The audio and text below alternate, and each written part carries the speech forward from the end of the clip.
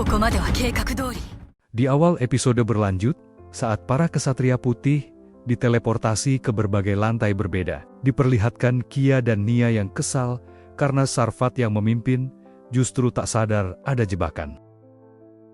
Kia dan Nia lalu menyadari dari sumber cahaya serta bentuk pilar di sekelilingnya, mereka berada di lantai 1 dan menduga Hardy juga ada di lantai pertama. Mereka pun berencana pergi bergabung dengan Hardy.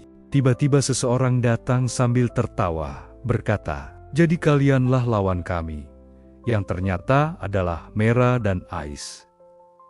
Menurut Mera, Kia dan Nia terlihat lebih lemah dari perkiraannya, dan dia menyarankan pada Ais, lebih baik dia sendiri yang melawan mereka berdua. Ais pun menyuruh Mera untuk tetap disiplin dan jangan coba mencuri mangsanya. Kia dan Nia kaget karena meski sudah waspada, mereka tak bisa merasakan kedatangan musuh dan bertanya-tanya, makhluk apa lawan mereka? Mera lalu menyuruh Kia dan Nia jangan takut, karena dia tidak akan langsung membunuh mereka. Berkat Eli, mereka tidak akan mati seketika di sini.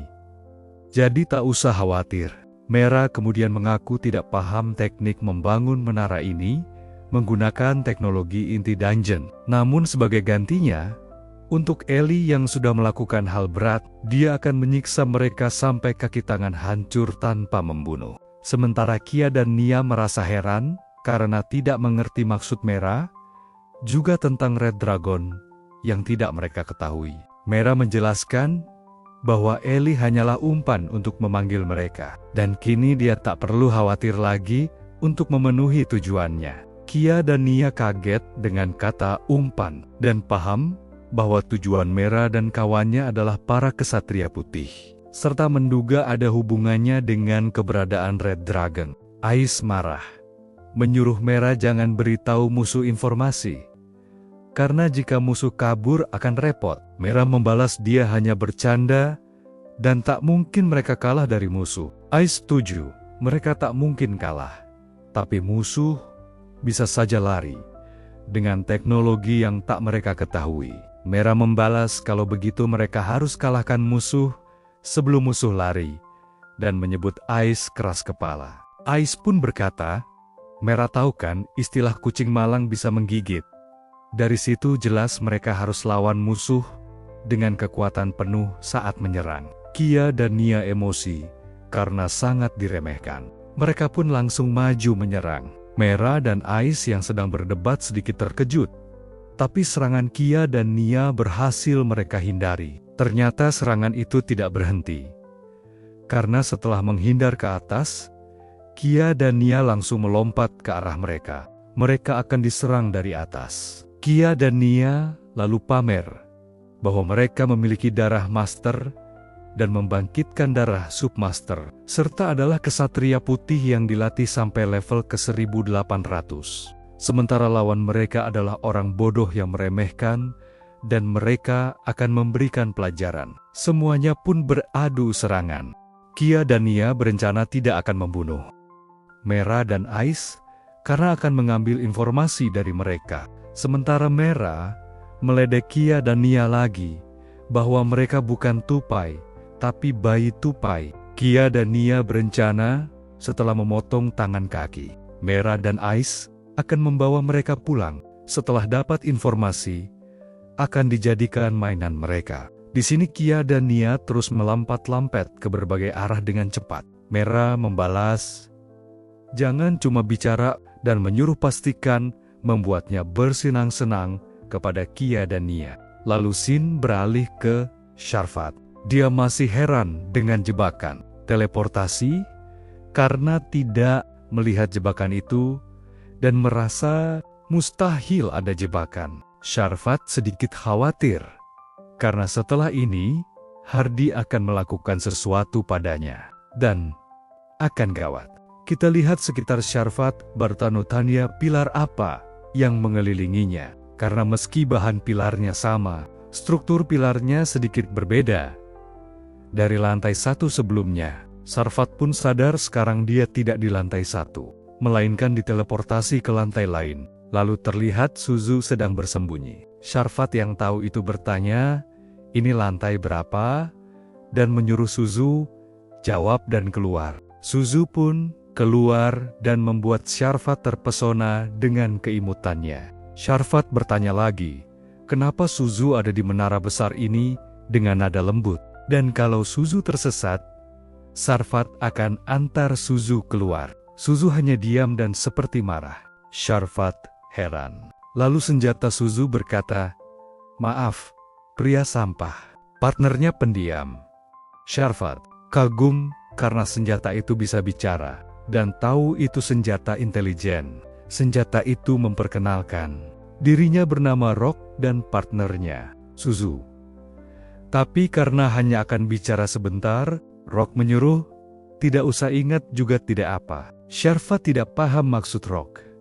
Rock menjelaskan mereka hanya akan bicara sebentar karena Sharvat akan segera mati. Sharvat bingung karena Rock digunakan Suzu yang membuatnya ragu melawan Rock dan merasa dijebak. Sharvat juga tahu alasan mereka bertarung. Tapi Sharvat benar-benar jatuh cinta pada Suzu dan menyarankan mereka jangan bertarung dan saling mencintai saja. Suzu kaget mendengarnya dan membuatnya ilfil. Rock menjelaskan menurut Suzu, Sharvat bukan tipenya, jadi mustahil secara logika mereka saling mencintai. Sharvat membalas akan berjuang supaya jadi tipe Suzu. Lalu bertanya bagaimana tipe Suzu. Suzu hanya diam. Rock menjelaskan, tipe Suzu adalah yang berambut hitam, wajah lucu, dan keren, baik pada semua orang, dan bermartabat. Rock tahu itu adalah Light. Jadi, sangat mustahil bagi Sharvat. Suzu di sini kaget. Rock tahu tipenya adalah Light. Suzu yang malu pun marah dan membanting Rock, kesakitan, dan hanya ingin tahu tebakannya itu, Light benar atau tidak. Dan menyuruh Suzu hentikan, karena barelnya bisa bengkok. Sharvat membalas bahwa dia bersyukur karena menerima pernyataan cintanya dan menolaknya. Sharvat akan berusaha menjadikan Suzu miliknya. Lalu Sharvat menyerang. Serangannya hampir kena Suzu, tapi dengan mudah ditangkis. Suzu menggunakan kakinya. Sharvat terkejut.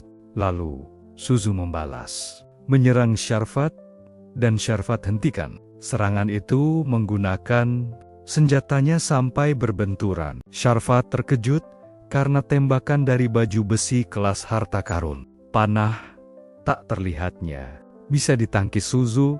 Sharvat makin tertarik pada Suzu. Rock terkejut. Sharvat bisa hentikan serangan peluru Suzu yang ditembakkan dalam sekejap dan menyebut Sharvat boleh juga. Sharvat membalas, buat aku bersenang-senang. Ya, dan mereka pun bertarung lagi. Lalu Sin beralih lagi ke pertarungan. Mera dan Ice melawan Kia dan Nia. Di sini Kia dan Nia terus melompat-lompat. Mera meledak. Apakah hanya itu yang bisa kalian lakukan? Lompat-lompat seperti tupai? Kia dan Nia membalas, mau sampai kapan kalian sombong? Mereka tidak tahu tujuan lawan membangun menara ini. Tapi menurut Kia dan Nia, ini memberi mereka keuntungan dan akan membuat lawan menderita. Lalu Kia dan Nia melancarkan serangan combo bernama Wind Cutter. Mera dan Ice terkejut, tapi serangan itu berhasil mereka hindari. Ice tahu trik Kia dan Nia yang merapal mantra sambil bergerak cepat. Ice bertanya-tanya, apakah ras elf hanya bisa melakukan hal seperti itu? Mera membalas perkataan Nia dan Kia yang akan membuat mereka menderita dengan mengatakan, penderitaan apa? Level ampas seperti itu sungguh mengecewakan. Tapi ternyata serangan tadi hanya permulaan. Karena tiba-tiba Kia dan Nia sudah di belakang mereka dan menyerang Mera dan Ice bertubi-tubi. Terlihat Mera dan Ice cukup kaget. Mera memuji, boleh juga. Ice bertanya pada Kia dan Nia, sampai kapan mau menyerang seperti itu karena mereka tidak bisa gunakan sihir terus-terusan. Lalu Ais menyuruh Mera fokus menghindar sampai musuh lelah. Kia dan Nia membalas bahwa serangan seperti ini bisa mereka lakukan selama setengah hari berturut-turut. Lalu Mera di sini diserang dan kena serangan sampai terduduk. Ais panik karena dari belakang Mera akan diserang lagi. Dan benar, Mera diserang sampai lengannya terpotong. Setelah itu Nia dan Kia menjauh lagi. Mereka senang karena rencana pertama mereka untuk mengambil satu lengan kanan Mera berhasil. Dan mereka berpikir bagian mana lagi yang akan dipotong selanjutnya dari Mera. Tapi Mera di sini hanya tertawa. Lalu bertanya pada Ais, bagaimana? Apakah pertunjukan badut musuh sudah berakhir? Ais membalas, dia sudah paham kemampuan Kia dan Nia. Kia dan Nia terkejut. Mera mengatakan bahwa Eli sebelumnya menyuruh mencoba dengan pedang asli untuk menguji apakah kekuatan musuh bekerja pada Ais atau tidak. Ais juga penasaran, apakah kemampuan regenerasinya itu benar-benar dibutuhkan? Karena Ais tidak menyangka musuh selemah ini. Kia dan Nia emosi karena diremehkan dan bertanya apa mereka serius mengatakannya. Bahkan Mera dan Ais saja tidak bisa menyentuh mereka. Nia setuju. Bahkan tangan Mera saja baru saja dipotong. Mera membalas, dasar bodoh, dan menyuruh mereka lihat pedangnya. Dengan benar, karena pedangnya bahkan tidak ada setetes darah dimanapun. Nia dan Kia terkejut karena benar. Mera menjelaskan kalau pisau tidak tertancap, lengannya tidak akan kepotong, dan Mera akan tunjukkan sesuatu. Kia dan Nia terkejut. Mera mengambil tangannya yang terputus dan akan memakannya. Saat dimakan, Kia dan Nia sangat terkejut dan bertanya-tanya apa yang Mera lakukan. Lalu tiba-tiba, setelah makan tangannya sendiri, tangan Mera tumbuh kembali dengan cepat. Kia dan Nia makin terkejut. Sementara Mera hanya tertawa, tangannya telah kembali. Lalu Mera akan tunjukkan sesuatu yang menarik pada mereka. Dan tiba-tiba Mera mengangkat kepalanya sampai putus. Kia dan Nia makin terkejut lagi. Sebenarnya apa yang Mera lakukan? Kepala Mera pun benar-benar terpisah dari tubuhnya, bahkan memainkan kepalanya sendiri. Lalu Mera baru ingat, lupa menyambut Kia dan Nia. Mera memperkenalkan dirinya, Kaimira Mera, level ke-7777. Ais juga memperkenalkan diri, Grappler from Hotfire Freezing Ice Heat, level 7777. Mera menjelaskan, tubuhnya terbentuk oleh banyak organisme, dan tiap sel yang membentuk tubuhnya adalah organisme tunggal. Makanya tubuh Mera bisa terpotong-potong tanpa membuatnya mati. Lalu Mera akan tunjukkan langsung. Mera menunjukkannya dengan freestyle kepalanya sendiri. Kia dan Nia terkejut dan seakan tak percaya. Mera dan Ais memiliki level 7777. Karena itu, lebih dari 2 kali lipat level Hardy, sang komandan Kesatria Putih. Menurut mereka mustahil ada level setinggi itu. Dan mereka tidak percaya. Lalu menyangka kepala Mera yang copot hanya trik sulap. Terlebih, mereka juga hanya bisa menghindar saja dari tadi. Ais menjelaskan, mereka hanya selalu menghindar untuk mengonfirmasi kemampuan asli musuh. Dan bertanya, apa mereka pikir itu sandiwara? Kia dan Nia emosi, lalu menyerang Mera dan Ais dengan serangan combo Wind Cutter lagi. Ais memarahi Mera, karenanya mereka malah dikira bukan sandiwara. Dan saat mengobrol itu, mereka tidak lagi menghindari serangan Kia dan Nia, dan terlihat tidak berefek apa-apa. Kia dan Nia terkejut. Ais mengeluh dan akan lanjutkan sandiwara ini sedikit lagi. Kia dan Nia makin marah dan terus menyerang tanpa henti. Mera mengatakan tidak ada salahnya mereka sandiwara, karena setelah itu tujuan mereka akan tercapai.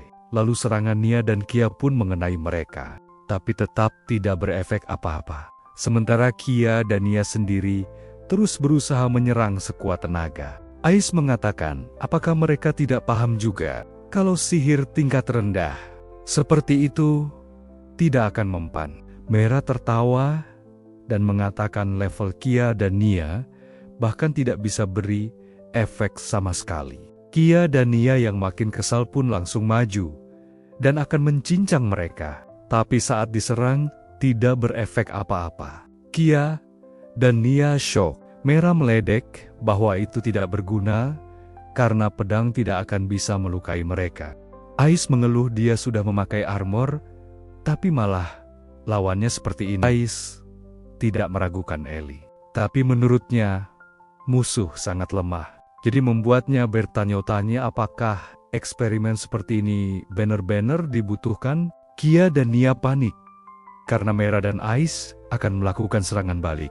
Lalu Kia dan Nia pun kabur ketakutan. Mera dan Ais hanya diam melihat musuh kabur. Dan mereka santai karena pintu keluar sudah ditutup. Jadi musuh tidak akan bisa kabur. Tapi Ais malah berpikir ini jebakan. Kia dan Nia dengan pura-pura kabur lalu merencanakan sesuatu. Karena mereka sekarang sudah tidak memiliki cara lain melawannya. Mera membalas tidak mungkin seperti itu. Dan hanya Ais lah yang terlalu serius. Ais membalas, tapi kemungkinannya tidak nol.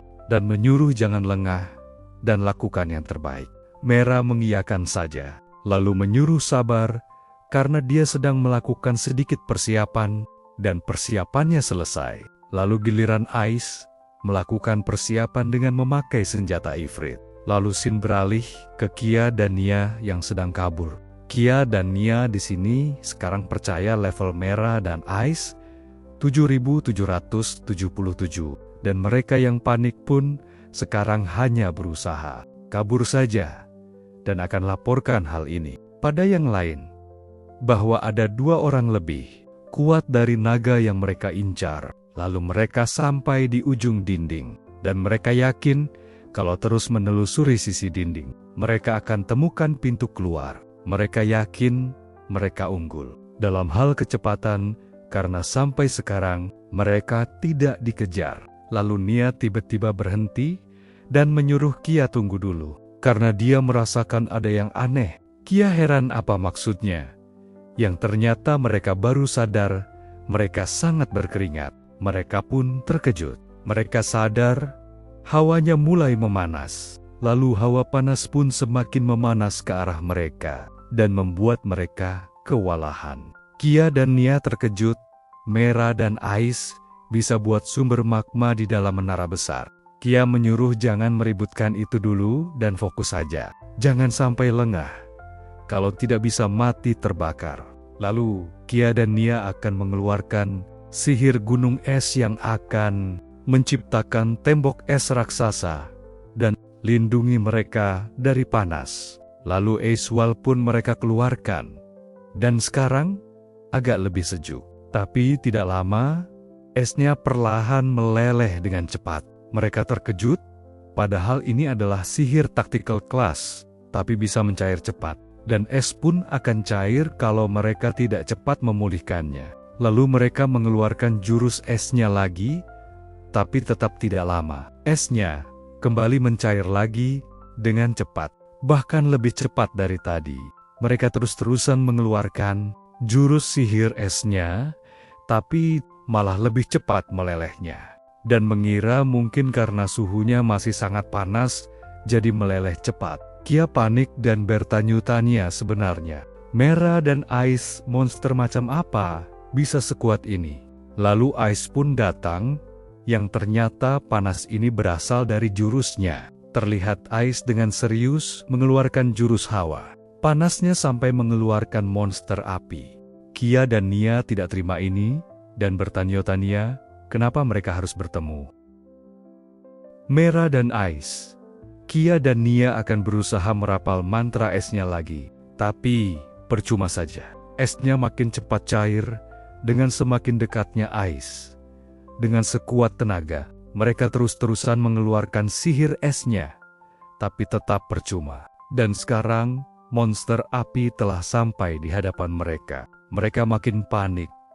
Lalu seketika mereka terbakar. Mera dan Ais menghampiri mayat Kia dan Nia yang sudah hangus. Sementara Ais malah ketakutan, lalu bertanya apakah musuh masih hidup. Mera menyuruh Ais tenang saja, karena musuh masih hidup. Dan itu terjadi karena musuh di dalam menara buatan Eli. Jadi, musuh masih bisa hidup karena ada sihir yang meliputi suatu area. Dan kalau efek sihir ini tidak ada, Kia dan Nia sudah mati. Mera pun sekarang paham bagaimana perbedaan level yang cukup besar. Lalu setelah Ais lega, dia kembali Mera dan tidak menyangka Kia dan Nia selemah ini. Padahal, Mera belum mengeluarkan jurus dari senjata ifritnya. Dan hanya karena musuh berhasil lawan dari jarak jauh, musuh jadi terjebak dengan teknik mereka sendiri dan terluka parah karenanya. Karena kalau musuh tidak kabur,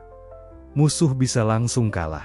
Ais merasa kesal karena Eli yang bilang ini pertarungan percobaan. Tapi karena musuh terlalu lemah, musuh malah kalah duluan sebelum Ais coba jurusnya. Mera merasa menyerahkan Kia dan Nia padanya sudah tepat. Dan kalau Ais gunakan kedua kekuatannya, yaitu panas dan dingin, tidak hanya menara saja yang akan hancur, tapi permukaan juga. Ais mengakuinya. Dan akan seperti yang Mera kira, kalau semua kekuatannya dikeluarkan. Sementara Kia dan Nia, yang sekarat, berusaha minta tolong dengan suara pelan. Lalu selanjutnya, Mera akan tepati janji pada Light. Dan akan buat Kia dan Nia tunduk seutuhnya, yang harus patuh dan hormat pada mereka. Dan bersumpah setia pada Light. Lalu Kia dan Nia pun dililit monster-monster kecil Mera. Mera di sini tahu, Kia dan Nia hobi menyiksa manusia. Dan sekarang, demi cari informasi, Mera tidak akan langsung habisi Kia dan Nia, tapi akan buat mereka rasakan apa yang telah mereka lakukan. Kia dan Nia disiksa, dan mereka masih berusaha minta tolong. Terus Mera membalas, tidak akan ada yang selamatkan mereka. Karena menyebut kata tolong tidak ada gunanya. Sama halnya seperti yang mereka lakukan pada manusia. Ketika manusia memelas dan minta tolong pada Kia dan Nia untuk diampuni, mereka malah buat manusia jadi mainan mereka dan bunuh secara perlahan. Dan sekarang Kia dan Nia akan rasakan itu. Dan nikmatilah pembalasan dosa yang telah mereka perbuat selama ini. Nia dan Kia terus disiksa, dan Mera terus meledek, menyuruh mereka tertawa sambil menunggu pepatah kata yang keluar dari mulut mereka. Tapi memelas dan minta ampun, menurutnya lebih baik. Nia dan Kia yang terus disiksa sampai menangis dan sangat kesakitan, dan mereka pun mati. Mera pun merasa senang dan tertawa lepas.